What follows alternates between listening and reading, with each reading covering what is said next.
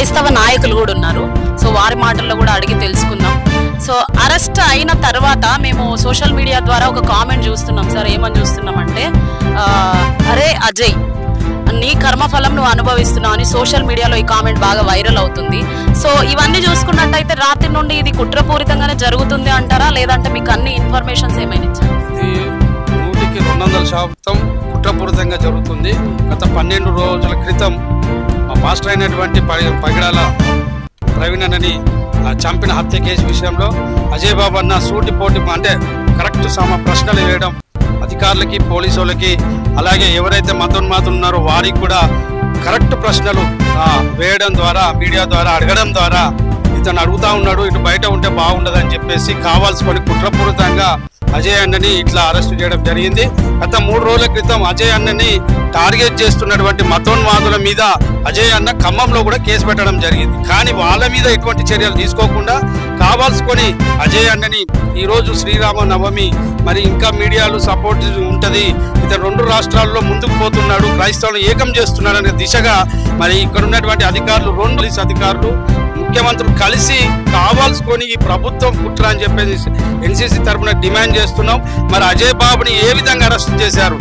దినాన సాయంత్రం ఇంట్లో ఉంటుండగా ఎటువంటి నోటీసు లేకుండా మరి తీసుకుపోవడం ఏంటి, ఎటువంటి చర్యలుగా మీరు పోలీసు వాళ్ళు ఇట్లా చేస్తున్నారని ప్రశ్నిస్తున్నాను.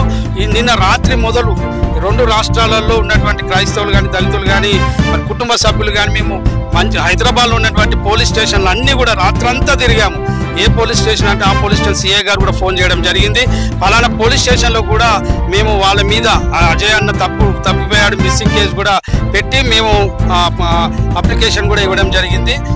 ఇట్లా ఏదైతే అజయ్ బాబు మీద కిడ్నాప్ చేశారా, మరి పోలీసు వాళ్ళు తీసుకెళ్లారా, మరి ప్రవీణ్ అన్న లాగానే కూడా తీసుకుపోయారు ఆలోచనతో క్రైస్తవులు అందరూ చాలా మంది ఆలోచనలు పడ్డారు.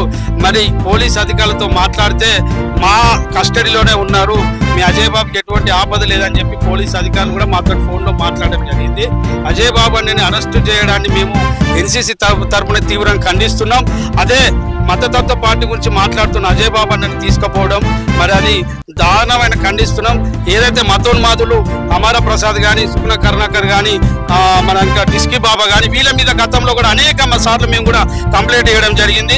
యేసుక్రీస్తు గురించి, మతం గురించి మరి చాలా ఘోరమైన మాటలు, బూతులు కూడా మాట్లాడినటువంటి వారి మీద ఎటువంటి చర్యలు తీసుకోలేదు.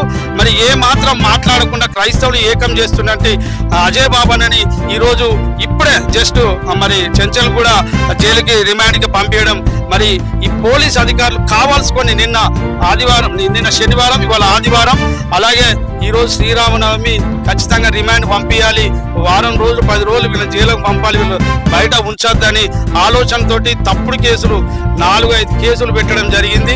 మేము దీన్ని ఎన్సీసీ తరఫున తీవ్రంగా ఖండిస్తున్నాం. మేము రానున్న రోజుల్లో ఈ క్రైస్తవులు, పాస్టర్లు ఏ విధంగా మీరు మిమ్మల్ని దాడి చేశారో మాకు చెప్పాలి.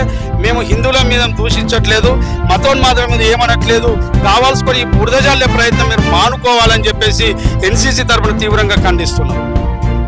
చూసాం కదా, అజయ్ బాబు గారిని అయితే చెంచల్ కూడా జైలుకి తీసుకెళ్లడం జరిగింది. ఇది ఎంతవరకు కరెక్టా కాదా అనేది ప్రజలారా మీరు కూడా కామెంట్ చేయండి. ఇక్కడున్న వారైతే ఇది కరెక్ట్ కాదంటున్నారు. ఫ్యామిలీకి ఎలాంటి ఇన్ఫర్మేషన్ ఇవ్వకుండా తీసుకెళ్లడం ఎంతవరకు కరెక్ట్? ఈ రోజు కేసు ఫైల్ చేసినట్టుగా ఇక్కడున్న అడ్వకేట్స్ కూడా మాట్లాడడం జరిగింది.